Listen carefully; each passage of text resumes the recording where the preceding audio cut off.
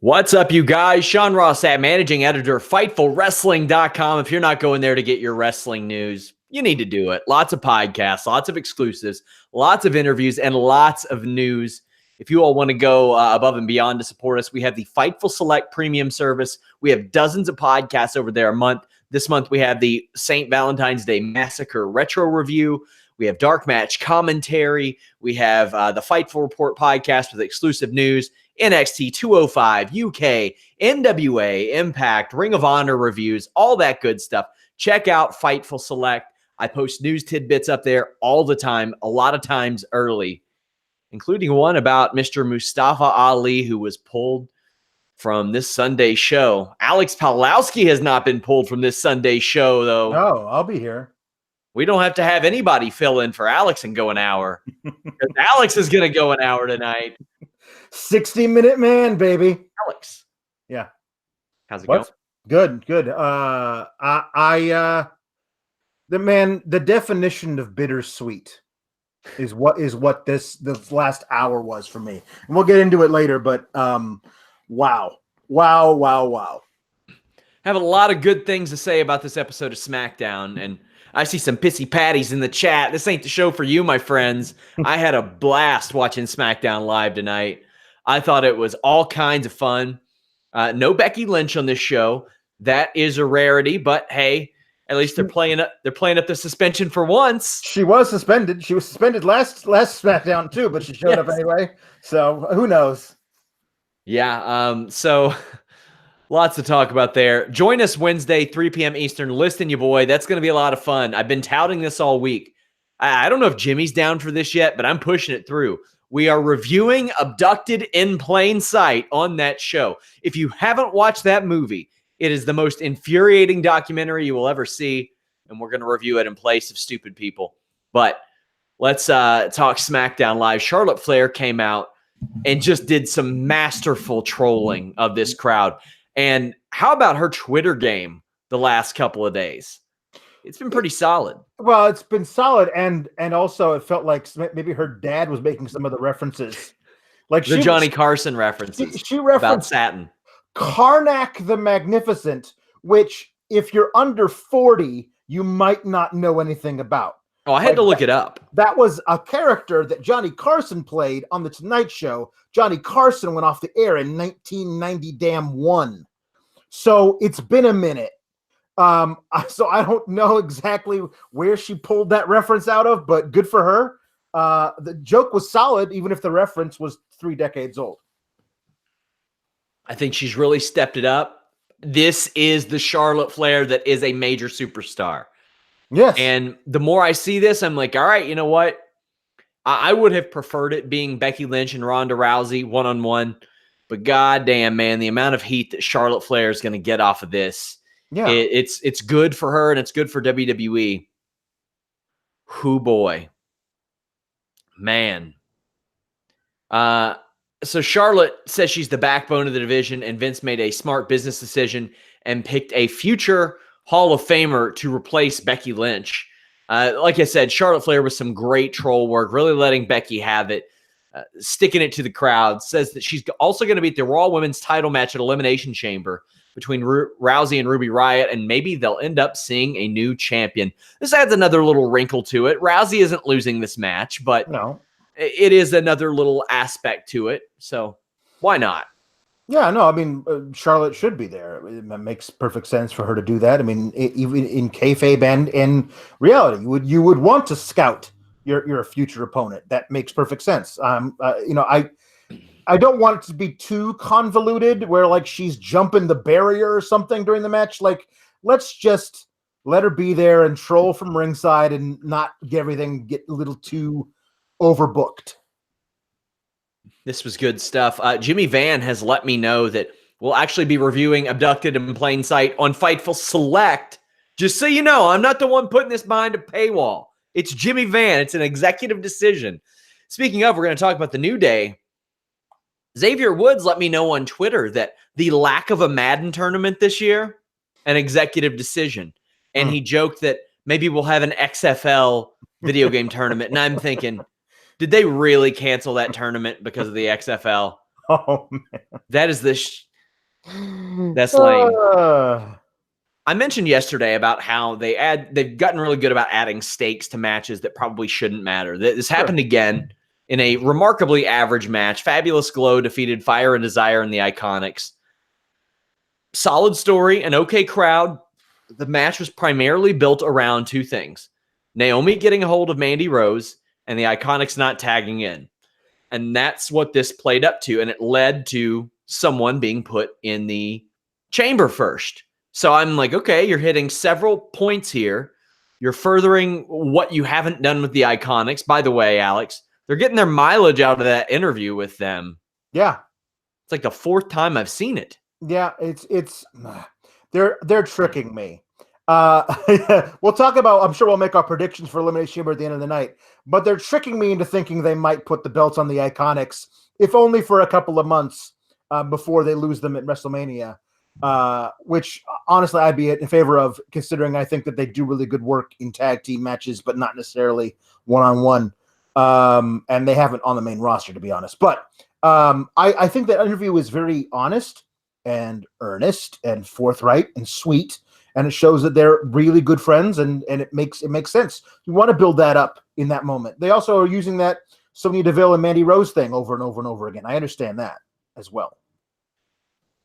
So a major part of this match takes place during the commercial break, and the work doesn't look great, but this is one of Naomi's on nights, I would say. Her offense looked very good tonight. Iconics, I loved how they stood on the same side of the turnbuckle on the apron. Mm-hmm. That was clever. But ideally, Alex, one of these teams could just walk away. Yeah, they don't need to be there. The Iconics not tagging in is incredibly smart. You get no advantage for having been the team that pins the team in this match. The winning team gets nothing. The losing team gets punished. Why would you ever enter the ring? I love when teams, and usually they got to be heels, are smart enough to realize there's no advantage to me being anywhere near this ring. Yeah, that's great. And I think it's fantastic. I would have loved it if they had just brought out folding chairs and sat down at ringside and never even gotten up on the apron. Deville and Carmella have a couple of interactions here, but it's largely built around the Naomi Mandy Rose stuff. And Naomi finally gets a hold of Mandy after she was avoided at all costs. Naomi picks up the win with a nice looking split-legged moonsault on Mandy. The Iconics attack afterwards. Posted both members of Fabulous Glow, probably the best use of them, because I mean, let's be honest, the Iconics haven't been great in the ring since they've been called up, and this helps get them over in the way that they probably should be over for this match. Sure. I mean, they still have yet to tell us what they're doing with these tag belts. If the winner of this match on Sunday is a Raw team, what do the SmackDown teams do? They still haven't talked to us about that yet. So I'm interested in seeing that. If they don't win, they should absolutely be a team that is considered for the first title defense. Like I said, largely average match with a solid story, okay crowd. Everyone was used very well, I thought. Yep. Oh, wow, these Raw teams were not used well. What was going on in that Nia Jax Tamina promo? Oh man, I saw this and I was like, all right, something I'll probably be able to give them. I'll be able to give them some props for, even though, hey, I said they both worked well last night. So there we go. I can't believe this made it through edits. I don't know. Tamina just trying. I don't know, man. I don't know. It just it feels like this is a thing. They've attached Tamina to Nia. They want to make Nia an important part of their company. And Tamina has, the legacy thing to it, but they just don't seem to mesh together, even though they're two big hosses. It doesn't make, and them talking is never a good thing. Either one of them. I thought that Liv was probably the best out of the 5 people that talked. Yeah, like that. She made me believe. This is the thing. When the Riot Squad showed up, it was Ruby and Liv. Okay, I feel like those two belong together. And then there was, for a while, this backwoods redneck, and now a Viking. And it doesn't really seem like Sarah Logan ever really fit in with the other two. But Liv made me believe that Sarah is absolutely like somebody that she would walk through fire for. Like that's a great promo. Made me believe it.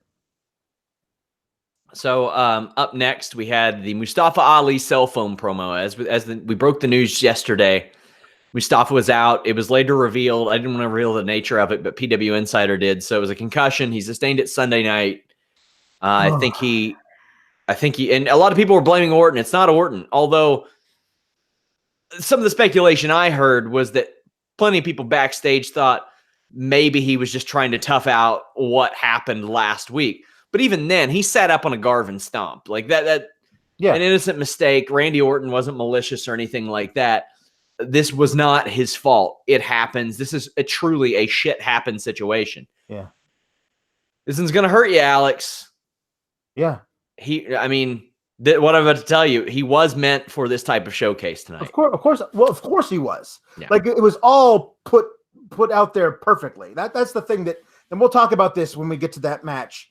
The thing I loved about this promo, and he does the cell phone promo better than anybody, because unlike the majority of the rest of the thing, he's not standing in front of an actual television camera holding an arm out to the side of it. Like feels like he's actually giving this promo to his cell phone. And he's earnest and smart, and you can tell this is really weighing on him. It makes a lot of sense. I also loved that they kind of implied that the concussion came from Rowan chokeslamming him on the table, which looked vicious at the time. So that maybe, depending on when he's cleared, we might have some, like, maybe it's him versus Rowan at Fastlane, like something like that to propel him into something for Mania. I don't want this ridiculous thing where he happens to get a concussion at a live event to like, okay, kid, sorry, you're on the back burner till midsummer. Like that happens way too much. That cannot happen with Sky. He's so talented. And as we'll talk about, they had planned for him an amazing showcase for tonight. Like they have all this confidence in him, and we've seen too often, oop, you got injured. Now we don't need confidence in you. That can't happen with him. He's too good. I would agree with that. I was told this weekend that the plan was for Randy Orton to get the primary amount of that heat, but it remains to be seen. Stuff like that does. I know the plans change thing. I hate that, but hey, they do. And obviously, plans had to change for WWE because Mustafa Ali was going to be a big part of this match. He will be back, and I know that he fought to try to be a part of the match too, because he knows what type of a opportunity this is for him. Yes. And I don't think anybody saw him coming up to SmackDown anyway. No, it was out of the blue, man. And then after the first night, when he kind of landed, we got very fortunate that Daniel Bryan wasn't hurt. Yeah. And the push continued. That says a lot about how WWE feels about this guy. So The Miz comes out and announces that Shane McMahon is going to be on NCIS LA. NCIS, the only show that has worse camera work than WWE. And somebody said, well, I don't get motion sickness when I watch NCIS. And I said, that's because you can't see. They got the fuzzy screen. Alex, you've done some acting, some stage work. Please explain to the people what that means. The fuzzy screen? Yes. I mean, here's the thing. NCIS has been on the air for how long? It's got 2-3 iterations of it. It's a spinoff of Jag too, which was around for like a decade. Here's the thing. I have never voluntarily watched 1 second of NCIS programming. Not one. I can't say that because I always watch like the last 3 confusing minutes of NCIS before Raw. But that's the thing. I'm not that if that's on, if Modern Family is on, if Chrisley is on, whatever's on, I'm not saying, oh, I'll check out the last 2 minutes of NCIS before Raw. It just happens to be on. I'm not doing it on purpose. I've been watching that Cold Justice joint, man. That's legit. Y'all got to watch some Cold Justice. It's my jam. So, NCIS is happening. The Usos come out and say that McMiz are trying to be them. And this was just such a fun segment, I thought. So fun. The Usos show the McMiz, as they're called, how well they know each other. Yep. This leads to Miz and Shane giving each other answers to questions, including one that was a Toledo Mud Hens reference that got a great pop. I didn't think anything was topping that tonight. No, I thought that was great. Like, listen, those AAA towns, they love their minor league baseball teams. Like that was that. I think that was so cool. I love it that like just randomly a Toledo Mud Hens reference. I think that's cool. I thought all four of them did great work. We'll talk about the ending of this segment and how I would just like a little bit more consistency. Okay. Well, this was really funny. It was shades of Daniel Bryan, Derek Bateman on NXT, but not quite as funny. After some trash talk, the Usos super kick McMiz. I thought this was good and fun, and it furthered the story. But tell me about your consistency issues. Well, now the Usos have obviously attacked the McMahon. I expect them to be suspended through WrestleMania, and they're not allowed to compete for the tag titles. You can't attack a McMahon. You're not allowed. You're not allowed to. You're not allowed to, Sean. Listen, I don't believe that. You were going to come at me with something legit, man. I thought you were going to come at me with something like a real complaint. Don't attack the McMahons unless you think there's a chance they might be suspended. That's a lame one, man. I know. Whatever. How dare you? Well, here we are. We're at the main event, Alex. Hey, listen. This is what when they announced this damn gauntlet match before we knew anything about Mustafa Ali being injured. I said they need to have this gauntlet match take the entire last hour of SmackDown, and they need to have Mustafa Ali come in first and last like 35 minutes. It would make him a star.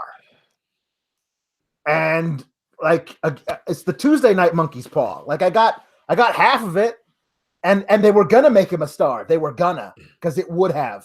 Yeah. And yet, if you told me, okay, Mustafa Ali can't be in the match, and they were gonna do this thing where they're gonna make him a huge star, we're gonna do the exact same basic storyline, but we need somebody to come in and be in his place. Who do you want? And I would have been like, I want Kofi. I want it to be Kofi.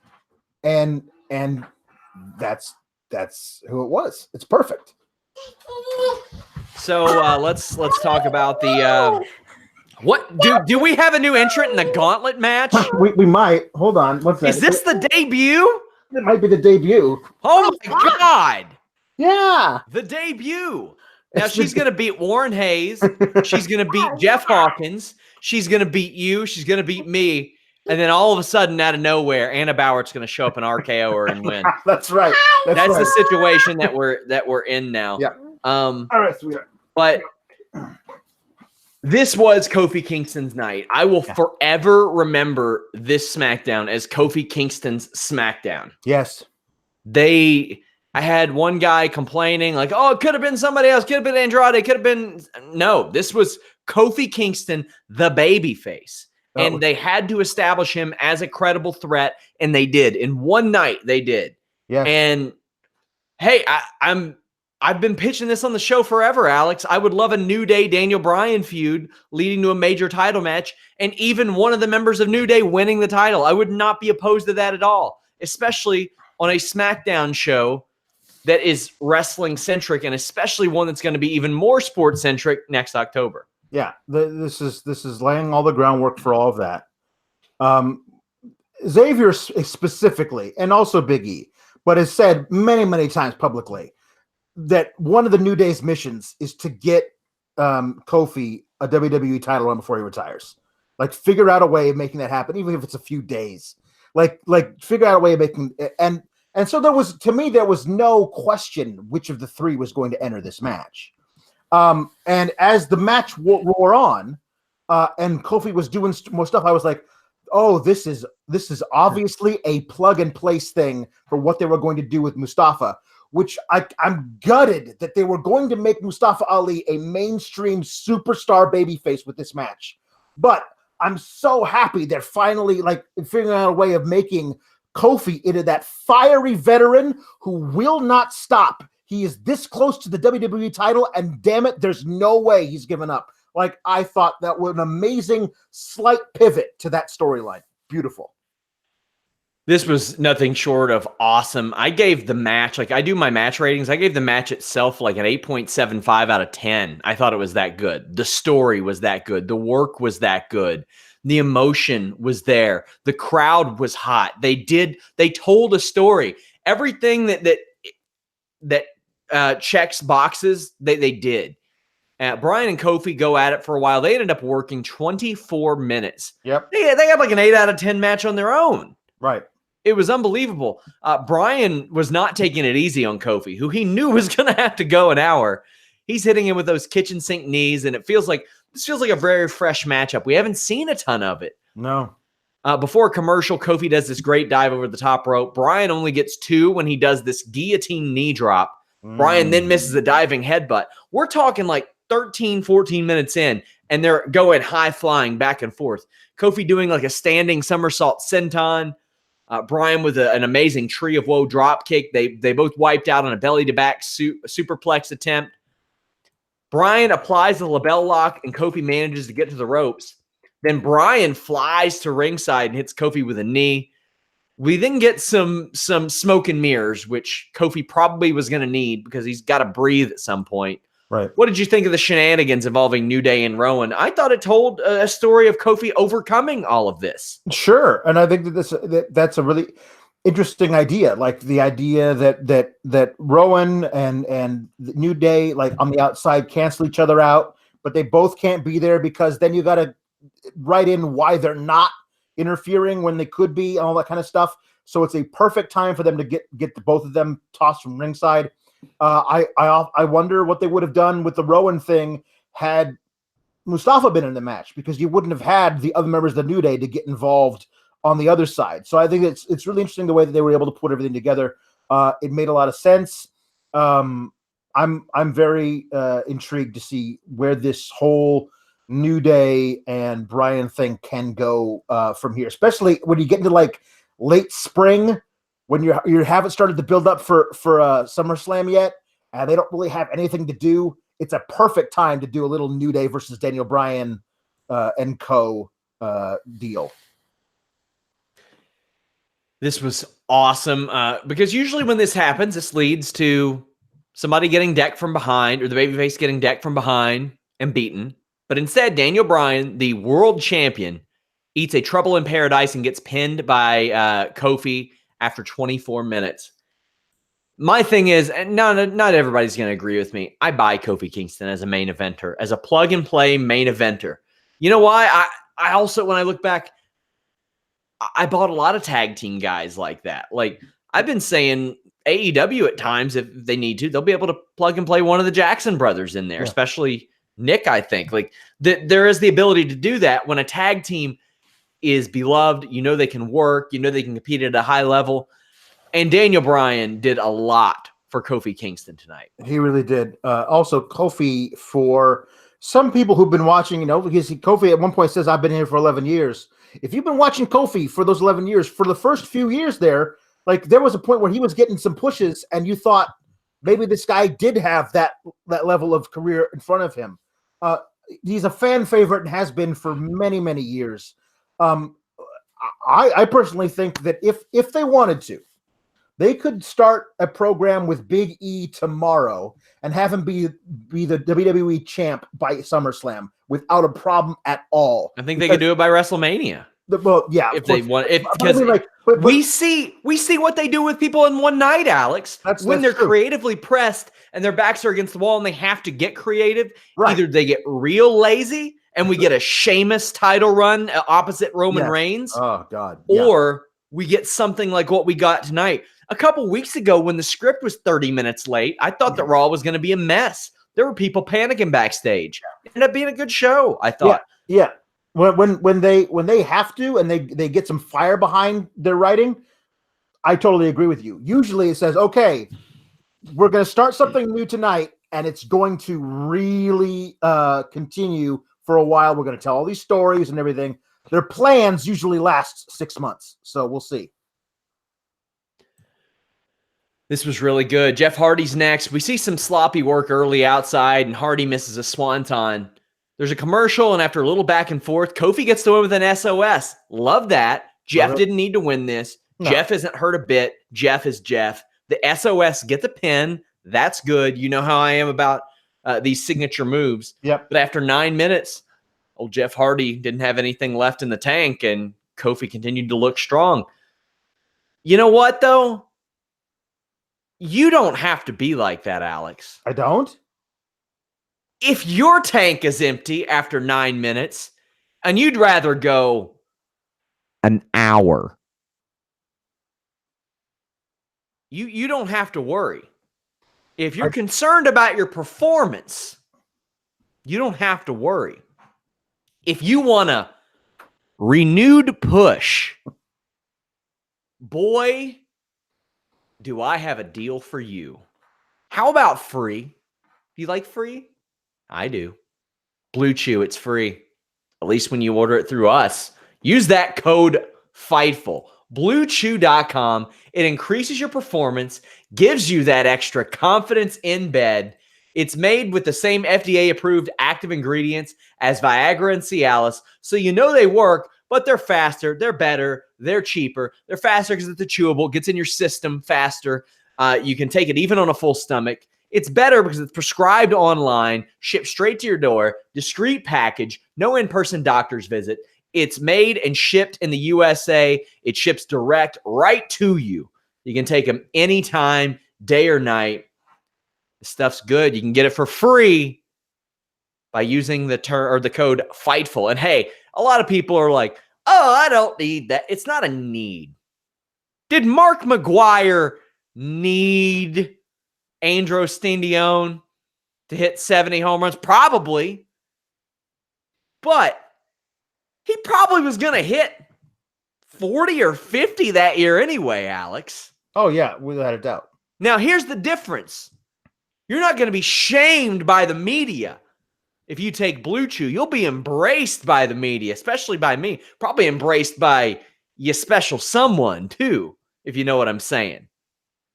I'll give you my Hall of Fame vote. They won't give Mark McGwire his Hall of Fame vote because there ain't nothing wrong with taking Blue Chew. You can knock 70 out of the park with BlueChew.com. Use that code FIGHTFUL. And it won't turn your skin a different color like Sammy Sosa. How about that? Watch that documentary on him. Shit was wild, man. Yeah. Samoa Joe is out next. He cracks Kofi. Works over Kofi with an abdominal stretch and a clothesline. Both of the guys eat the floor on a Kofi slingshot over the top rope and made it back in by the 10 count. This was really good. They really used all of the saves, so to speak, of Kofi Kingston. He had 9 lives in this. There were some great stuff. It was again so bittersweet. So happy for Kofi. Love what he did in this match. I really hope that they actually use this to propel him and the New Day forward or something. But at the moment where he pinned Jeff Hardy and then Samoa Joe's music hit, I was just picturing what Mustafa Ali's face would have been in that moment. And how they would have oh no, Mustafa Ali and Samoa Joe have this rivalry going back several weeks now, and that whole thing. And when Joe was beating on Kofi, the storyline being told there that it would have continued that rivalry, I was just like, man, they really were going to make this kid, my boy, who I've been rooting for years, into a star tonight. And then whoops, concussion on a live event. It's just the way life is, man. It's so crazy. I loved how Kofi Kingston kicked out after 1 on a clothesline. And Graves sold it appropriately. He's like, that man just kicked out at 1 after 40 minutes in this match. That was great. That helped tell that story. Coquina clutch is applied, and they do the Hart Piper, the Austin Hart finish. Yep. I like it. A unique finish for each of the 3 people that Kofi beat. Yep. Trouble in Paradise, SOS, and then a sneaky pin. Brilliant stuff, Alex. Sneaky pin, although Samoa Joe really needs to start scouting for that because I've seen him lose a match like that at least 4 times. So he's got to figure out a way of, reversing that thing once you get the sneaky pin. But I also love that immediately afterwards, as was obviously the plan with Mustafa, Samoa Joe snaps, puts him in the coquina clutch, and puts him at a disadvantage versus AJ Styles. The guy who it has to be, who comes out and says, listen, dude, you don't need to continue this. You've been beaten up to hell. Live to fight another day. And I love that the storyline tonight is no, have some respect for me. I'm not giving up to anybody because I'm a veteran. I've been here for too long. And the story would have been, no, I need to make my name tonight. I'm not giving up. Like there's two parallel storylines that work exactly opposite each other perfectly. I loved that.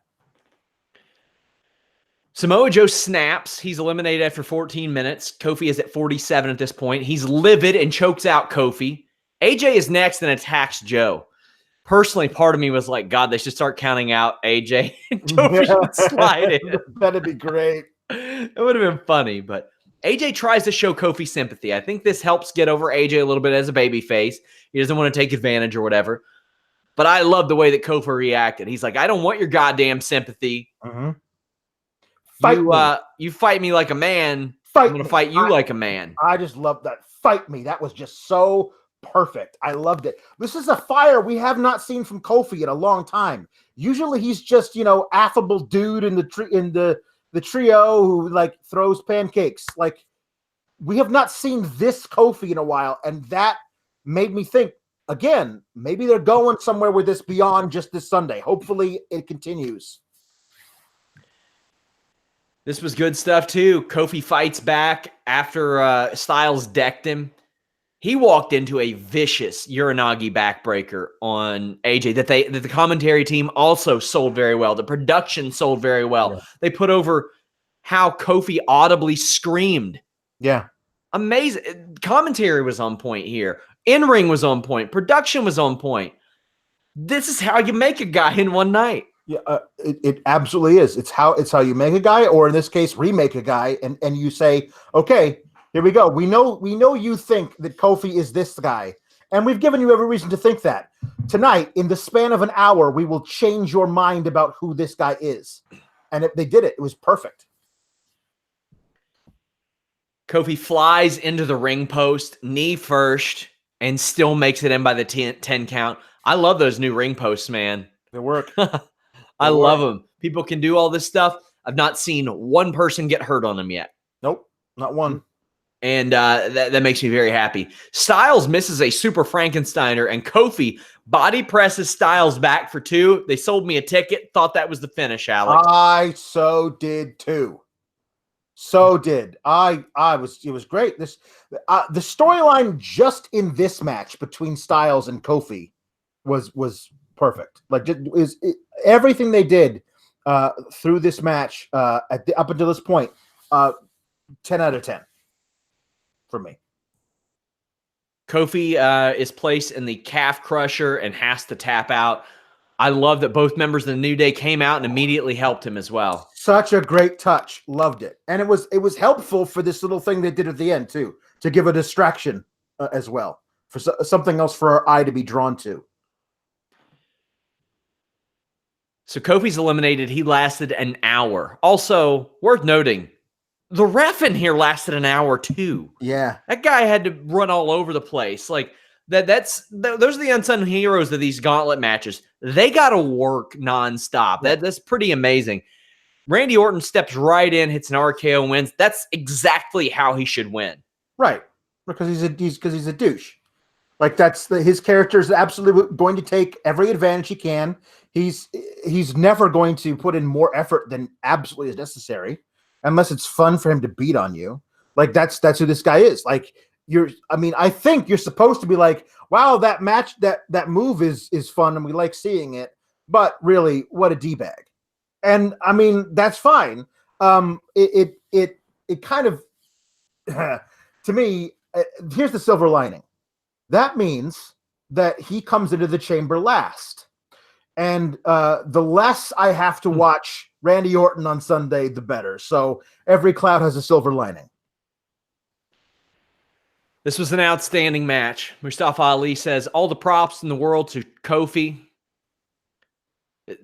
I couldn't have been happier with this SmackDown Live. I loved this episode of SmackDown Live.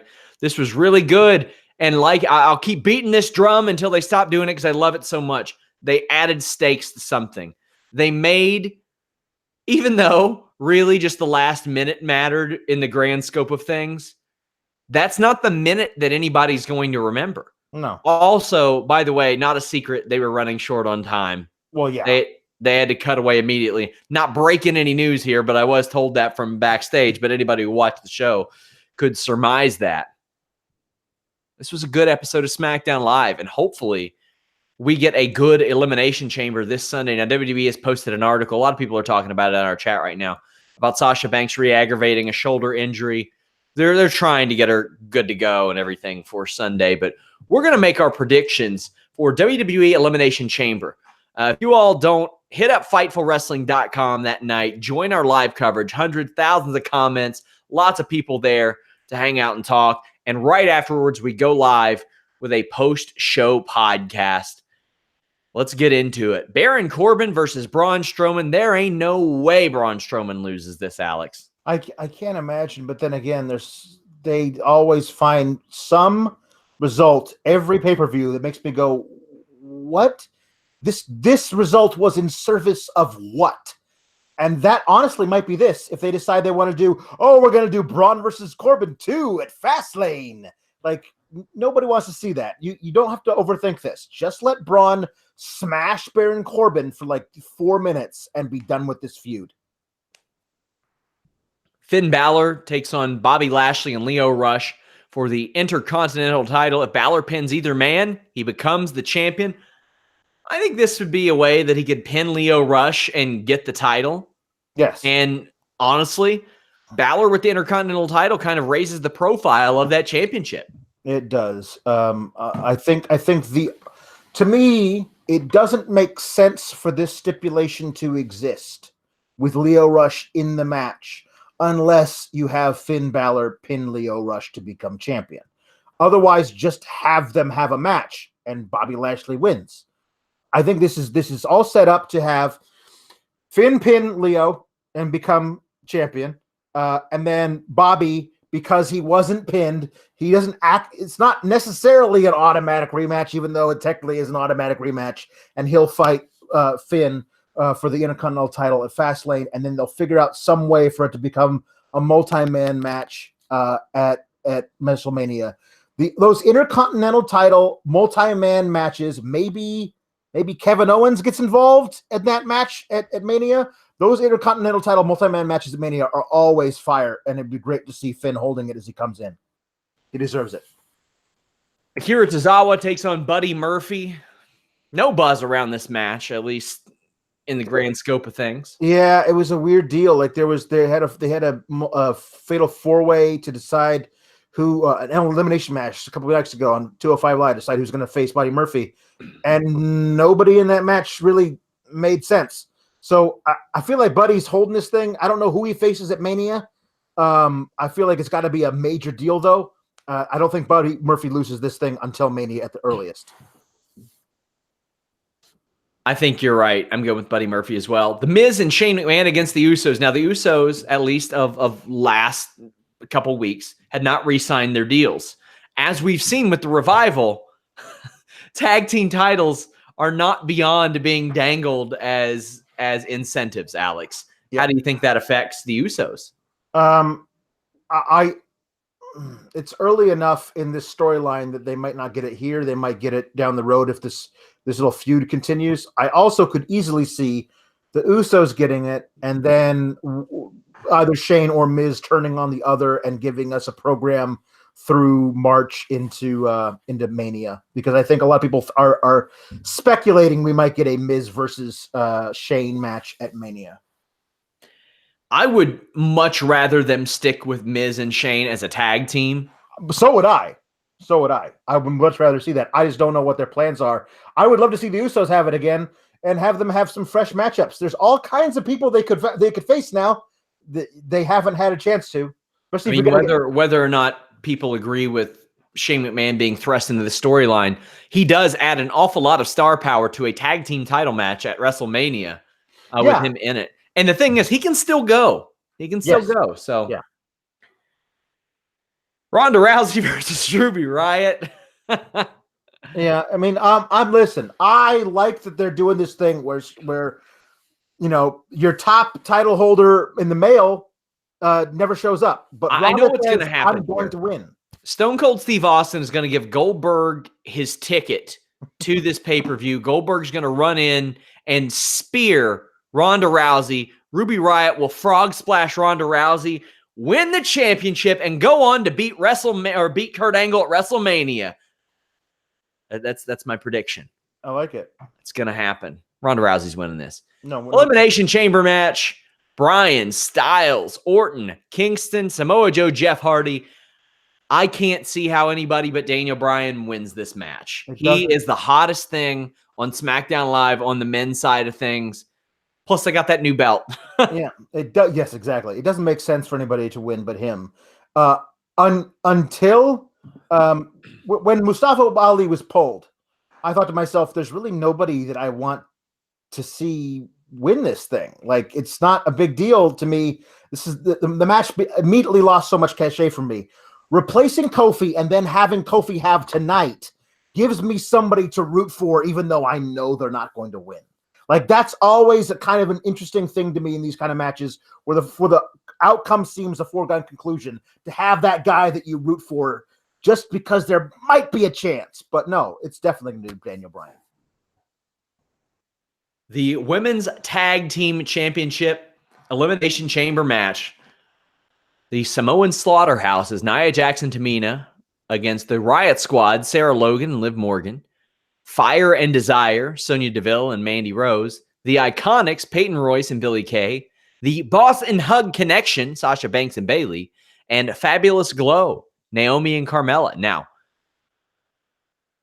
I am inclined to believe that Nia Jackson Tamina are going to win these titles, and I would assume that Sasha Banks and Bayley win them at WrestleMania. That is my prediction. That's my prediction as well. I still wish that we had any inkling about what that means for the SmackDown tag teams after this match. If a Raw team wins, I want there to be some kind of resolution there. Like, did they just go back to like having singles competition? Like, I don't understand what that means. But yes, you're right. It's going to be Nia and Tamina, Wolf. But okay.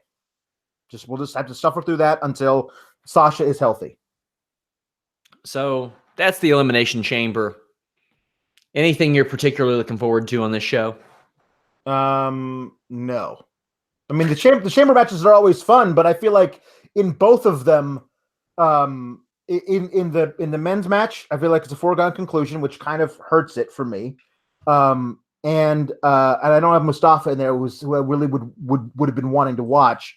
And in the women's tag team titles match, I feel like the team that I want to win, either through the injury thing that's going on or because they want to hold off and have them win it for the first time at Mania, isn't going to win. So I guess there's kind of intrigue of who is going to win. But I think that's also a foregone conclusion. I think that Nia and Tamina are definitely winning it.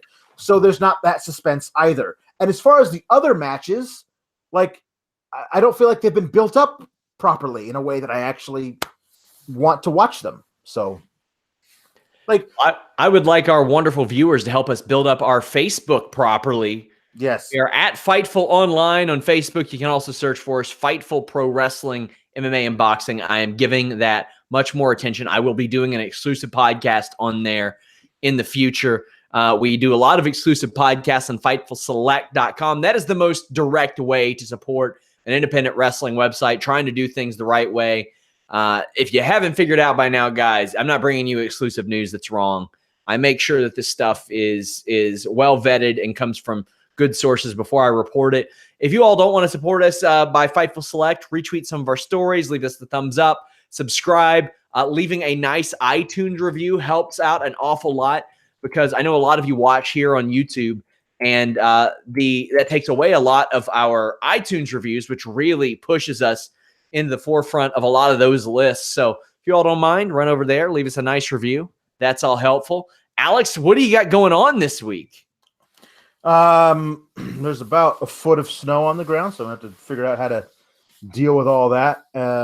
As you saw, I have my hands full with a 2-year-old for about 10 hours a day. So and she obviously does whatever she wants, as you saw. So I'm gonna be doing that. Somebody's saying, I didn't know Fightful had a Facebook page. We haven't paid that much attention to it, but we're going to. We're posting a lot more. I'm doing a lot more custom posts. I'm giving it the attention it needs. We also have an Instagram at Fightful Online. Check that out. We've got we got basically every form of social media to help us out. I will be here Wednesday, 3 p.m. Eastern. Jimmy Van. The review of Abducted in Plain Sight will be on Fightful Select. Lots of stuff going on. 3 big MMA events this weekend. Cain Velasquez and Francis Ngannou. You have Michael Page and Paul Daly over on Bellator. We previewed that over on the MMA channel. Peep that out as well. Thank you, guys. Until next time, we're out.